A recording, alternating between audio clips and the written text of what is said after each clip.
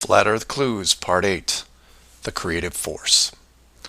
This Flat Earth perspective takes a look at the design from the ever-present why standpoint, and although it will review some of the dome technical features already discussed, I'll try to do it from a different angle, or more specifically, why I might build it. Someone mentioned to me recently that while the dome was a very big concept, it made the world much smaller.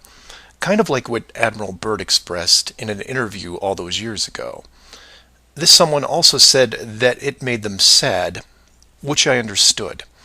And while I did what I could to comfort this person, I realized that I could have done more. So this video is for the people who look upon this world with their new eyes and start drifting into a state of melancholy. To preface, this isn't jail, nor are you lab rats. And before I'm done, I hope to show you a version of why. To start, let's look at an old story, one that you may have heard, involving another enclosed world, kind of like yours. I say kind of like yours because the finished design that you are sitting in right now took several revisions in just about every aspect, much like any project. You come up with ideas, you see what works and what doesn't, and you improve the process until you come up with something that, while not everyone agrees upon, satisfies the best of all criteria. One of the first dome layouts involved a race of people who were supremely driven by ambition. They didn't have a word for lazy or fear.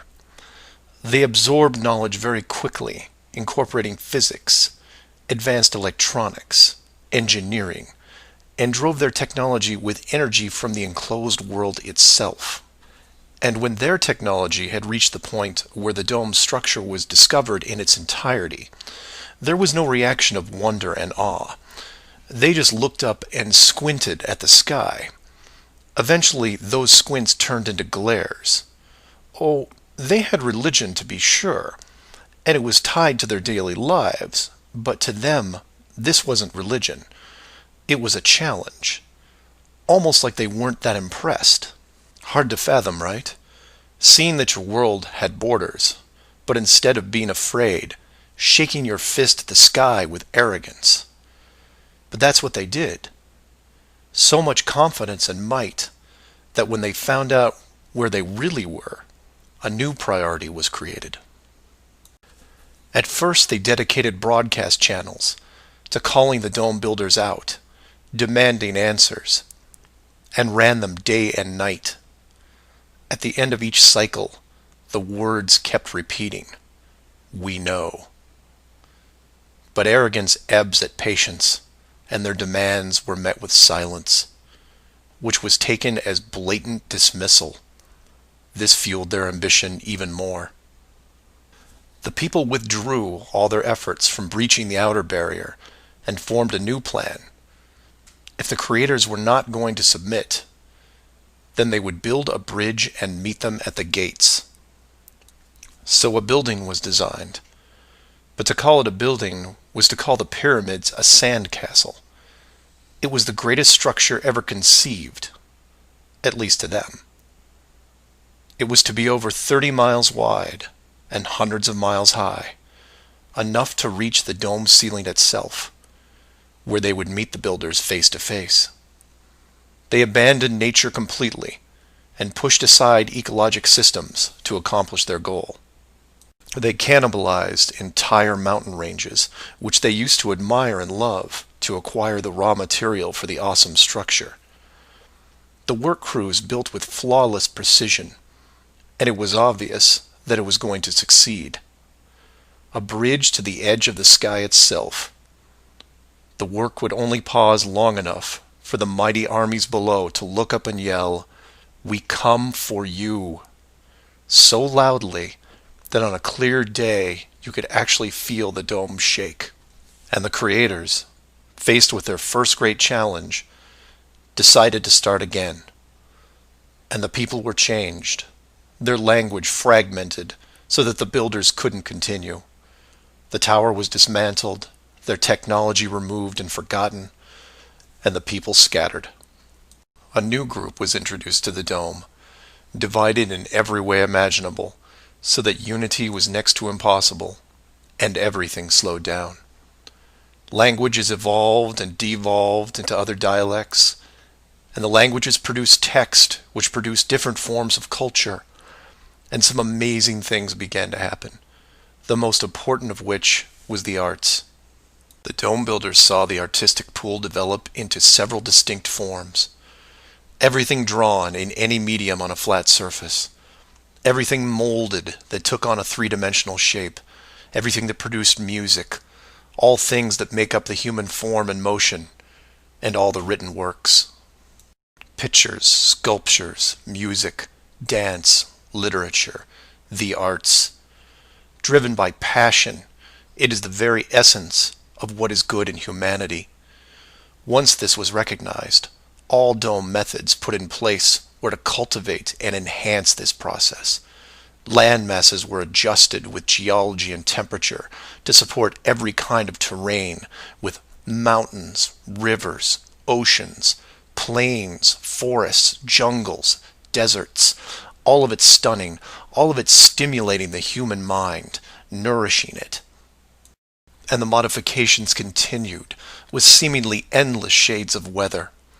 The sky was overhauled, a moon added, and layers upon layers upon layers of stars, so that one day, when the people were able to see further than their own eyes, there would still be something new to see. And the arts flourished, but there was a cost. The languages and division of cultures had put the population at odds, and wars were raging at regular intervals. The dome builders debated if the price was too high. Plans were drawn up to make more changes, until they noticed that the arts thrived even through the worst of conflicts, producing grace and beauty despite their burning world. It was wonderful and terrible at the same time, and the debate outside the barrier continued to intensify until a majority spoke out and said, "This world is a creative force, and we must see what it leads to. The barrier must be hidden at all costs." So the globe model was put into the population, and both science and religion adapted to it. The arts grabbed onto it like a new drug, the creative minds of the world exploding with new concepts. Their universe was now infinite, and the rules changed. Science then led to science fiction, which opened up everything else. Books, pictures, sculptures, dance, and music, all reaching deep into space, decade after decade of wonderful possibilities, rising above the ashes that were at their feet. And it's not just the artists, it's everyone. You affect others, who affect others, who inspire others, who build it, paint it, sculpt it, sing it, who then put it up on a pedestal and hold it under the light and say, "This is a piece of who we are." And for every one of them, there are hundreds of others who, for whatever reason, were unable to express the songs and images and stories that are in their heads. Imagination is far more important than knowledge because it is limitless. It is your shield, your sword against the cruelty of destructive forces. There are those right now who live in chaos, whose life is surrounded by a swirling nightmare from which they think they'll never escape. These are the true warriors of the world, and they are far braver than me. I am humbled by those who suffer the most. Know that mountains were built for you. Oceans were built for you. All of this was built for you, your struggles and your trials by fire. It may be today, it may be tomorrow, but one day the curtain will close and this stage will be struck. And when the dust settles, no matter where you are right now, you'll see the big picture and have new eyes, and you will be shown what wonder really is. And as you leave this most magnificent of theaters, heading towards the next, my hope is that you'll pause, look back at the stage and say, I was actually in it, right there in the thick of things. And it was a sight to see, because it really is a hell of a ride. Imagine what the next one will be like.